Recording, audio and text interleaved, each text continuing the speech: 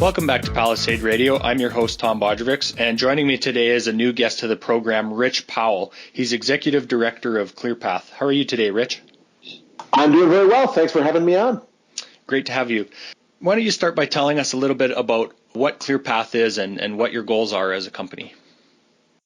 Sure. So we're an advocacy organization based in D.C. that's focused on advancing conservative policies that accelerate clean energy innovation to solve climate change. Excellent. So part of that goal obviously is very focused on really moving ahead the technology for nuclear energy. Is that correct? That's right. We do the full suite of 24/7 and flexible zero-emission sources, and obviously nuclear is the largest of those deployed right now around the world and has a lot of innovation to make it an even bigger source of clean energy. So we spend a lot of time there. So why don't you tell us a little bit about the push and then the pull incentives of deploying new technologies into the energy industry? Absolutely. So right now, the global energy industry is in a period of rapid transition, driven probably by three big factors. The first is just rapid global development. So we've seen an unbelievable increase in the demand for energy of all sources as the world develops and industrializes. And a lot of that's happening outside the United States, right? So in developing Asia, for example, their just growth in emissions due to increased energy consumption may well be larger than total U.S. emissions by 2050.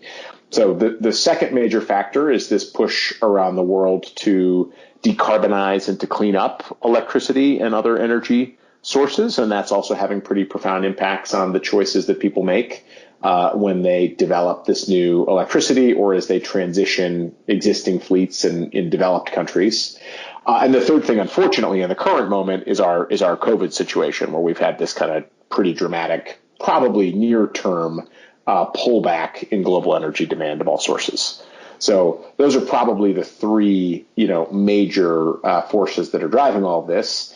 And a fourth force that people talk about less is just technology and the evolution of new power sources, either that can supply the rapidly developing world or that can transition the existing world. And some of that happens because of concern about carbon emissions and climate change, and some of that just happens because the technologies are better. And obviously the U.S. switch from a coal heavy grid to a natural gas heavy grid is probably the primary example of just new technology becoming available and updating how we consume energy. Let's talk a little bit about the supply chain for lithium, uranium, and other critical minerals in the U.S.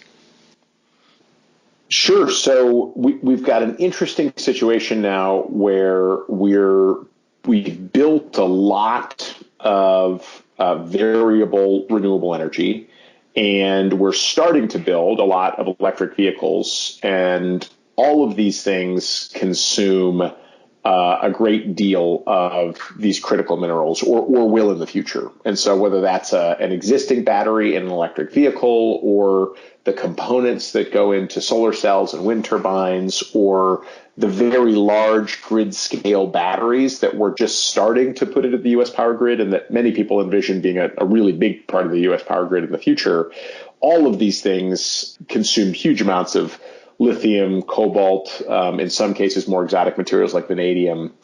And currently, much of that global supply chain remains dominated by China. There's been some effort since the critical minerals issue was first raised for global supply chains to diversify a bit into other countries.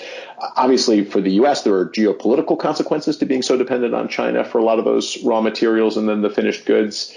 And then in other cases, cobalt, for example, a lot of that is produced in countries with really poor labor standards and human rights records, like the Democratic Republic of Congo, for example, in Cobalt's case, where you've got a lot of child labor, really, artisanal mining conditions in pretty bad situations. And so there's quite a push to both diversifying the supply of these raw critical mineral materials, either back to the U.S. or to sort of more reliable trade partners with higher labor standards. And then there's also a push to find alternative chemistries or technologies that aren't so reliant on these critical minerals. So, for example, there's a team at Harvard that's looking very deeply into organic flow batteries. So batteries that would use organic molecules, meaning, effectively hydrocarbon molecules, different formulations of carbon and other elements that, are more akin to storing energy in something like a sugar or a fat than storing it in, a much more complex or rare chemical configuration. And so there's a lot of looking at that as well. Could we just go to earth abundant elements available sort of everywhere to fuel some of these technologies? So what are some of the other technologies in the works for energy storage? As we know, nuclear likes to kind of run full open as a base load, and even when solar and wind have their peak times, we need a way to store that energy. So what are some of the other grid storage technologies that are being developed?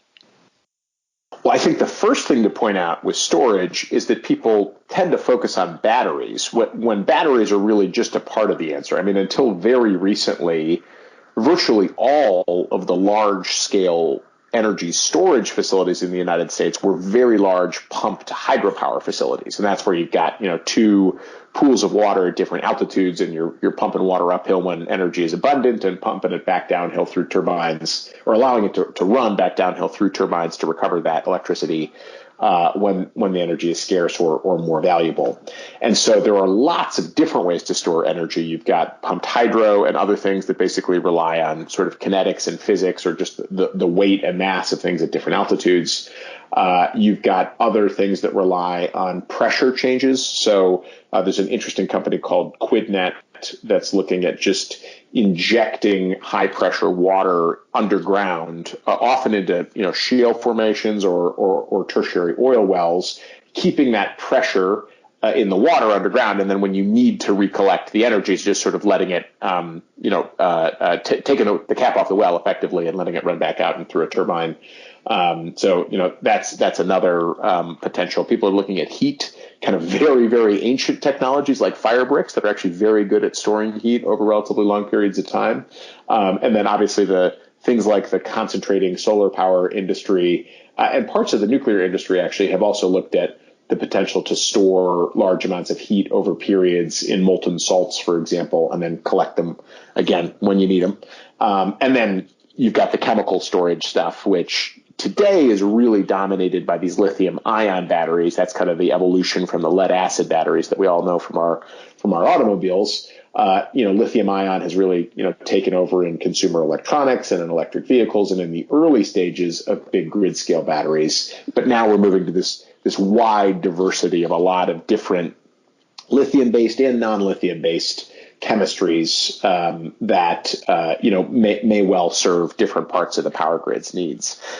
And I think the thing that folks often overlook is that for storage in a power grid, you have a lot of different possible applications for storage. You have some needs for storage that really aren't related to overall energy supply at all. They might be related to just the services that batteries could provide to a grid in the very, very short term, things like frequency and voltage optimization, just on a very rapid basis, sometimes like a second to second basis, charging and discharging just to sort of keep a level, steady grid. Then there are other applications that you might think about within a day, say, to take solar energy from when it's most abundant in the middle of the day and the early afternoon and move it to when it's most needed in the late afternoon or early evening, which is how a typical U.S. power grid consumes electricity. Then there are periods where you have, multiple days, for example, in Texas with very, very strong wind, which might well be misaligned with load. And so you've got this kind of, like week-long storage challenge. And then you have a much greater challenge, which people sort of look at out in the future, which is that you might have a grid that could be operated very inexpensively if it was heavily supplied by zero marginal cost renewable resources. But on a seasonal basis, those resources might well be misaligned with demand. So obviously you've got, huge periods of the year when it's much sunnier than other parts of the year. In the Southwest, that's a 1-to-2 ratio. In parts of New England, that can be a 1-to-6 ratio because days and nights are so much longer and shorter as you get to, higher latitudes. And wind has similar kind of seasonal variations, even on a continental scale. And so parts of that you could imagine leveling out with some kind of a national power grid. Extremely difficult to site grids like that. You could also level some of it out with seasonal storage technologies, but then you're getting into building batteries or other storage things that you might only use once or twice a year.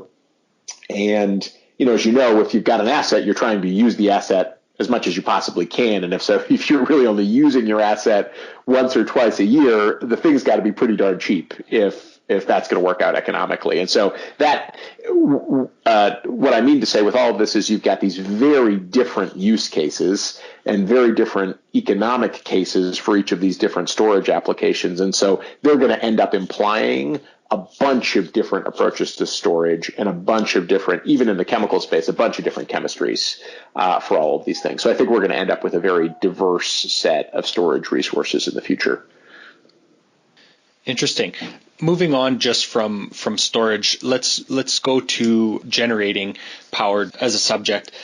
Do you find that there is a big need to change public opinion on nuclear energy, and what are you guys doing to try and accomplish that goal?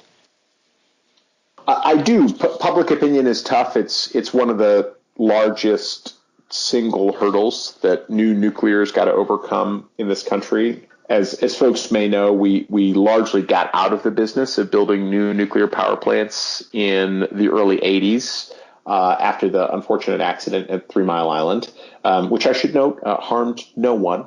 The nuclear safety systems actually worked extremely well. We had a full meltdown of a reactor, and the reactor right next to it on the same site continued operating until last year. So, another 30 years. And so, there's a real mismatch between the public's perception of the safety and the risks of this technology and the actual safety and risks of this technology. When people compare each different power generating source and the global safety record of that power source, and whether that's related to direct accidents and casualties in the industry, because as we know, energy is an intense industry, and it has a lot of big industrial scale processes, and unfortunately that leads to safety issues at all points in every part of every energy industry.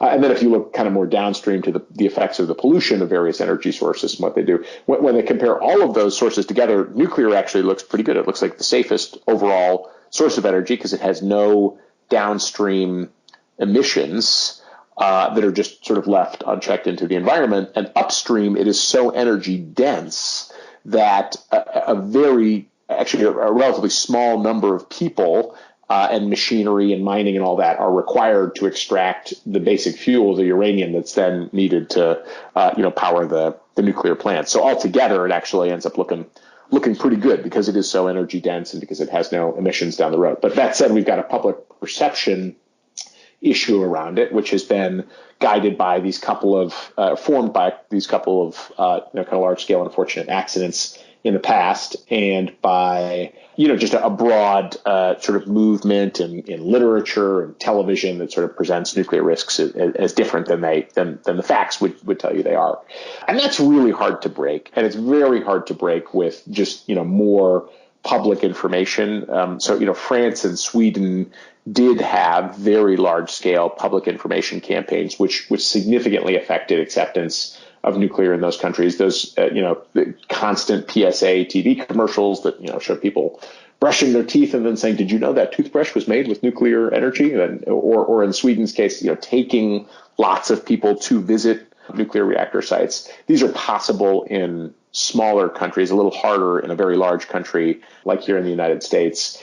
The thing I have most hope for is that it's the communities that are actually sited right around nuclear power plants where you've got the greatest acceptance of nuclear. They realize that it's extremely safe because they never have any of the things you might expect to have. They never have kind of incident drills or anything because nothing happens at these plants. They just operate quietly. And typically those communities also see a lot of the local benefits of nuclear. The air is clean. The tax base is very well funded by this big capital asset. You've got a lot of people with terrific long-term, very stable jobs working in the plants and the surrounding supply chains. And so in our view, the best way to improve the public perception of nuclear in the United States is to site more nuclear in the United States and find communities that are well suited to host a new nuclear reactor. And there are a variety of reasons that they'd be well suited for that. They need more power demand in that area, or it's the right thing to do for improving just existing air quality standards in that area, or they have other links into the nuclear supply chain. And the more of these we can cite in more places around the country, the more communities that we're going to have that become spokespeople for the technology. And then we'd expect it to sort of take on a virtuous cycle itself from there. So tell us a little bit more about NELA and some of the other initiatives that ClearPath is trying to put through and use as educational tools and almost as a pull incentive to try and advance nuclear power. Absolutely. So when we think about new nuclear in the United States, we think we need more technologies and more designs which will make nuclear more appealing, both for production of power, whether in the regulated or the deregulated power markets in the U.S., which, as your listeners may know, are a pretty punishing environment, an extremely competitive environment, and for other applications. So if you think, if you take seriously the challenge of decarbonizing the global energy system on any meaningful timeline, you're going to need technologies like nuclear that can supply enormous quantities of zero carbon heat that either can be used directly in heavy industry to displace high emitting sources of heat, or that can produce zero carbon fuels like hydrogen or zero carbon hydrocarbon fuels that could then go and be used in heavy industry. And so nuclear is important in all of those things and for all those applications. And yet today we find ourselves in the U.S. with effectively just really one live design that's viable at the moment. That design is under construction in Georgia. It's the Westinghouse AP1000 Gen 3 Plus reactor. And there were 4 of those under construction until relatively recently. Unfortunately, the tragic bankruptcy of Toshiba and Westinghouse and the fallout from that shut down the construction of 2 of those reactors at the Summer site in South Carolina. And so just 2 of them remain under construction at Plant Vogtle in Georgia by Southern Company. And they are an amazing technology, and they will be an amazing asset to the grid in the Southeast. It will be 80 years of an enormous amount of clean, sustainable, zero-emission energy. And that construction site is one of the largest construction projects in the United States. And they've had significant issues in even finding the skilled labor and high energy welders and ultra precise concrete vendors who can construct something on as massive a scale as those 2 reactors have been constructed in the United States. I've also had the pleasure to visit the new reactors being constructed in the UAE at the Baraka site, and it's a similar story. These are gigantic construction projects. And the reality of the power market in the developed world is that smaller is becoming beautiful. People are not having the same appetite and the same risk tolerance to take on these sort of construction mega projects.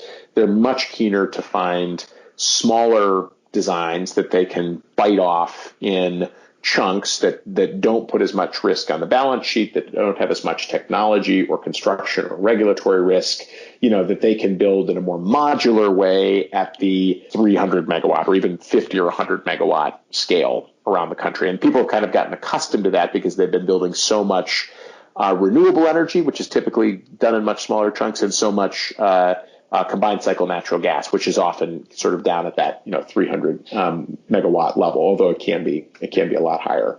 And so it's compounded by the fact that the demand for power in the United States is not growing. We've had great strides on efficiency across U.S. industry, across homes, the switch to LED lighting and ultra-efficient appliances, et cetera, et cetera, et cetera. Even if you imagine large-scale electrification, say, of transportation, like if a lot of light-duty vehicles switch over to electric across the United States, and even if you imagine a significantly larger population and economy out in the future, most estimates show power demand growing by at most maybe a 50% or a doubling of U.S. power supply. So it's not like we've got a huge appetite right away to build a lot of gigawatt scale plants, and people like to build things smaller. And the problem with building smaller in nuclear is that you get a lot of economies of scale from those gigawatt scale plants. You might be able to build small modular light water reactors that are smaller and have fewer economies of scale at the same cost per watt as the really large plants. That remains to be seen. So we've got one light water application in process right now at the Nuclear Regulatory Commission. That's the NuScale plant, and that promises through a variety of things to offer some cost savings on the AP1000, both on the absolute cost savings and the relative cost savings, the kind of the unit costs. But many analyses show that if you want to get both small and inexpensive, because ideally these would be cheaper in both absolute and in unit cost terms than the light water reactors, these last ones have proven to be very expensive, you probably need more advanced designs. And those would be things that are often classified as fast reactors that use higher test fuel and use a fast neutron spectrum in the reactors. And they've got a variety of benefits, but effectively you're increasing the energy density of the plant. And as the energy density of the plant goes up, then you can, in some sense, capture benefits and cost savings in a similar way to capturing them from the economies of scale of having a very, very large plant. And so when we think about the future of nuclear, it's more different designs at different scales, including smaller reactors and microreactors. And it's more diversity. It's not just light water plants. It's also probably non-light water designs as well, and fast reactors as well. And so that's a long way of saying that that's not happening by itself. It's not happening in the absence of policy, because we have all these other great technologies like renewables and natural gas fired power in the U.S. And so the market itself is not providing the incentives for companies to go out and make the big risky R&D bets that are required to scale up new technologies like that. So enter NELA, the Nuclear Energy Leadership Act. This is a bill that's been introduced in an extremely bipartisan way, championed by Chairman Murkowski on the Senate Energy and Natural Resources Committee, who's the Republican lead sponsor, and Senator Booker from New Jersey, who's the Democratic lead sponsor.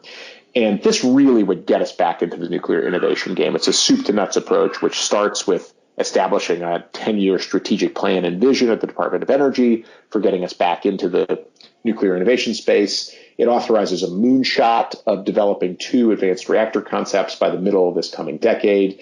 It allows the federal government to become a bigger purchaser of the power from those advanced plants. So it effectively guarantees a buyer for at least some of the power from those reactors. And it takes care of some of the other issues like the supply of fuel for these advanced reactors. They'll probably need what's known as HALEU, high assay, low enriched uranium. It's just one of these delightful acronyms we have in the nuclear space. This is something that we know exactly how to design. The Navy runs on not on HALEU, but on a much higher grade version of that fuel. We know how to produce it, but since there's no market for it today in the U.S., there's not a supply of it today in the U.S. And so NELA takes the first steps toward establishing, kind of pump priming the supply of that advanced fuel as well, along with a few other things. So it's kind of the marquee bill right now to get us back on track on nuclear innovation. And I'm very happy to say that as of 2 days ago, that bill was included in the Senate version of the National Defense Authorization Act, which is typically a must-pass bill. in Congress. It has passed the Senate the last 62 years, so it's very likely that will pass the Senate this year. And then, of course, it's got to be conferenced with similar bill in the House, and hopefully NELA will remain part of that package and pass this year, which would just be a huge shot in the arm for the U.S. advanced nuclear industry and really the nuclear industry as a whole. So some fortunate timing there on the date of our podcast. Absolutely, yeah. So let's talk a little bit more about HALEU and just fuels in general, Rich, if you wouldn't mind. Give us a rundown of, let's say, percentages of enriched uranium fuels, of traditional technologies, all the way up to what would be considered weapons grade. Sure. So, as folks know, natural uranium has a relatively small share of the more radioactive isotope of uranium, which throws off a lot of neutrons. And then when combined with a lot of other atoms of that same isotope can set off a nuclear chain reaction. And so nuclear chain reactions typically don't happen in nature and natural deposits of uranium. It did one time, seemingly, in Africa at a site called Oklo, but it's rare that happens. And so fuel needs to be enriched to get an ever greater share of that particular isotope of uranium to set off a chain reaction. And the level of enrichment leads to how intense that chain reaction is, and therefore how much power that chain reaction can create. Said another way, how energy dense that fuel is. Even low enriched uranium is hugely more energy dense and powerful than, say, coal or liquid hydrocarbons. But you can make it really extremely energy dense by higher and higher levels of enrichment. And so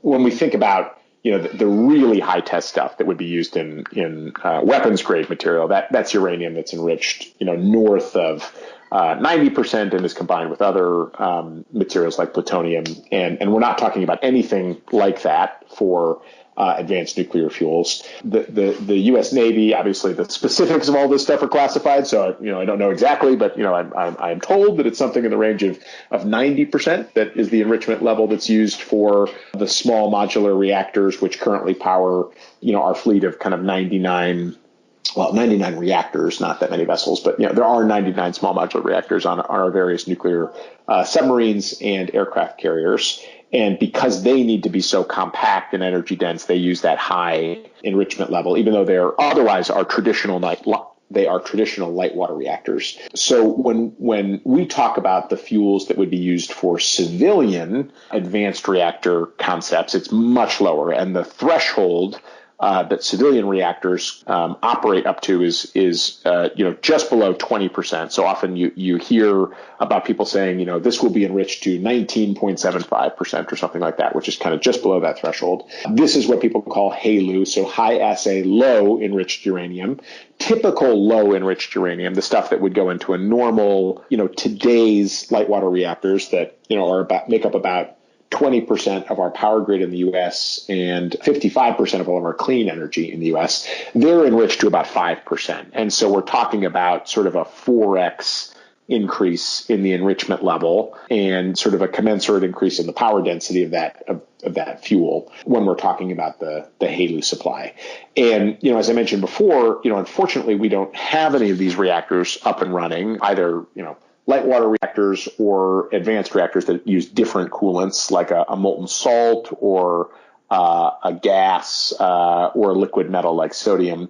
We don't have any of those running in the civilian fleet today. So there's no demand for that. And when there's no demand, there's typically no supply. So today, there's not a facility in the U.S. producing, enriching up to this 19.75 HALEU level. And you then get into a chicken and the egg question of, well, okay, I have an advanced reactor design, but there may well be no fuel available to power my design. So do I really want to spend the time and the resources, in many cases, the tens or even hundreds of millions of dollars it takes to get one of these things licensed through the Nuclear Regulatory Commission? Do I really want to spend that if I'm not sure that there's going to be stuff available for people to actually fuel this thing up and run it? And so the possibilities in the HALEU space in the near term, from a federal perspective, are to create a reserve of this stuff that kind of pump primes the market and make sure that for at least the first couple of these things, there's a supply of it available. And then once, people know that the first couple of years at least be, capable of being fueled,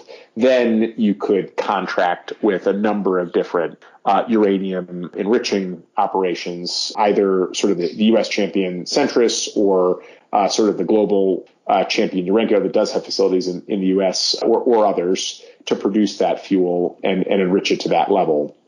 And to create that federal reserve, the HALEU reserve, what you'd probably do is not enrich up, you would blend down. So you would take material that either came out of older naval reactors or potentially even down-blended, weapons material, and sort of create a reserve of this stuff. And it's probably faster and more economical to blend down than to set up an enrichment facility just within the government.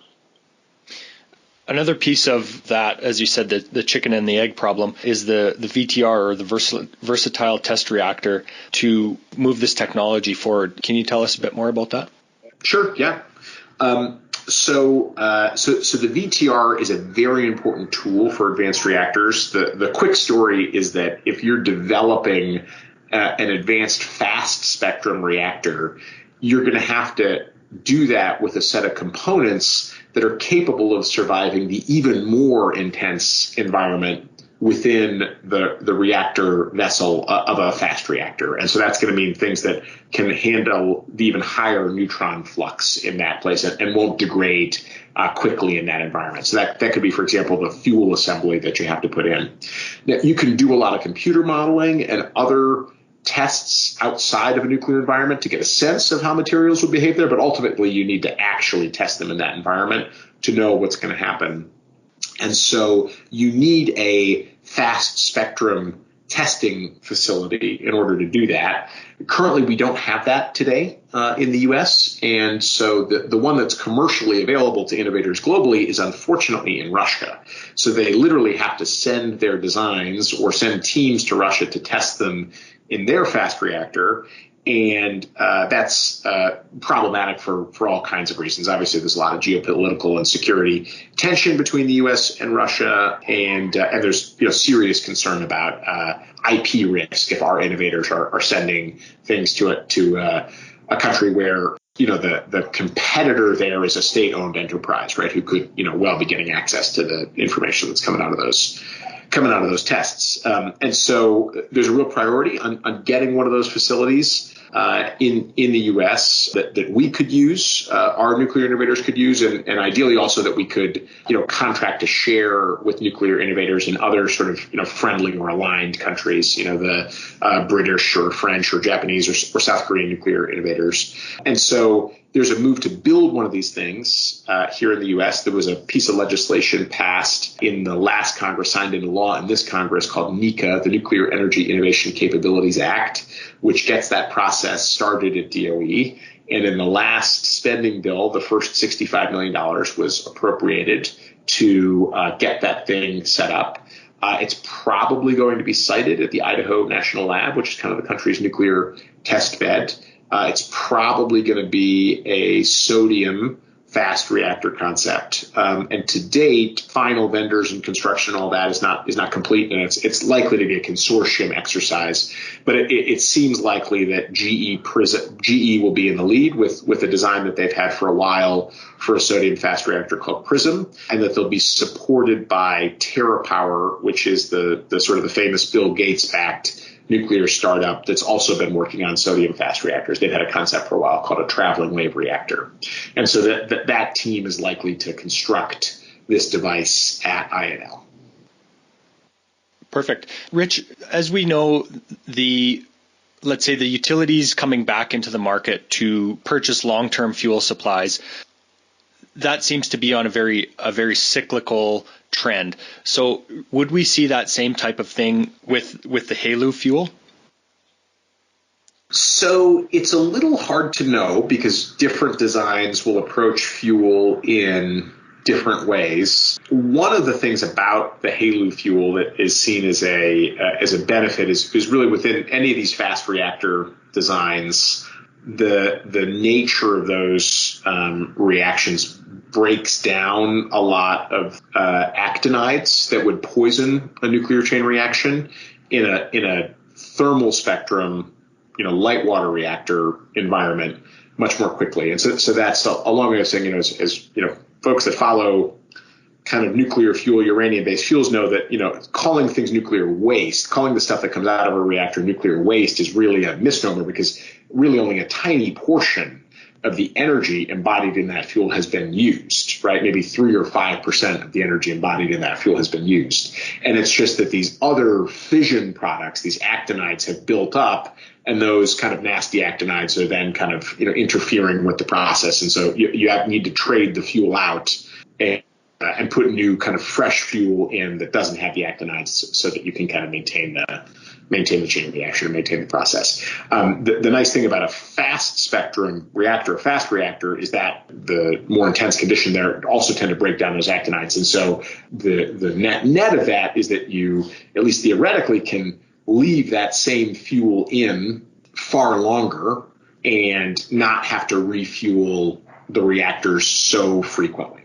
So in some instances, some designs call for refueling cycles that might be more like 7 years or 9 years, or people even dream about decadal or multi-decadal refueling cycles for these things. Plants that seem more like batteries over a long period than they do like something that needs to constantly be refueled. And obviously that would change a lot about the dynamics of when and how clear fuel is ordered, and then the cycles of the raw uranium that would need to be purchased and go into reactors with that kind of a fuel cycle. Perfect, Rich. Anything else you'd like to add as we wrap up? I think that's it. I really appreciate the time here, and thanks everybody for listening and nerding out on advanced nuclear energy. Thanks for nerding out on it with us, Rich. Why don't you share where we can find more information about you and about ClearPath? Absolutely. So you can visit clearpath.org to get a sense of our organization and the policy areas that we follow. You can sign up there for our weekly newsletter, The Rundown, where we cover all of the developments in this nuclear space, along with carbon capture and grid scale storage and hydropower and advanced geothermal and some of the other energy issue areas that we follow. And you can look for us on social media at ClearPath Action on Twitter. Excellent. Thanks for your time today, Rich. Thank you. Have a great one. This podcast is for general informational purposes only. Nothing on this podcast should be taken as investment advice. Guests on this show are not compensated for their appearance. Listeners are urged to educate themselves and make their own decisions. Do not base any investment decisions on the information contained. To view our full disclaimer, please visit our website.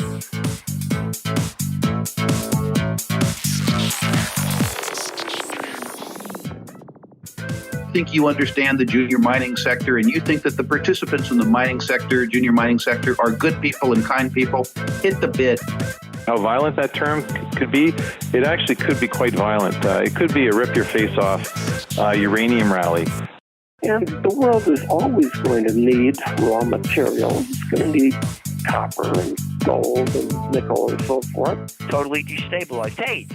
Hey, Troll, did you hear what's going on in Yemen?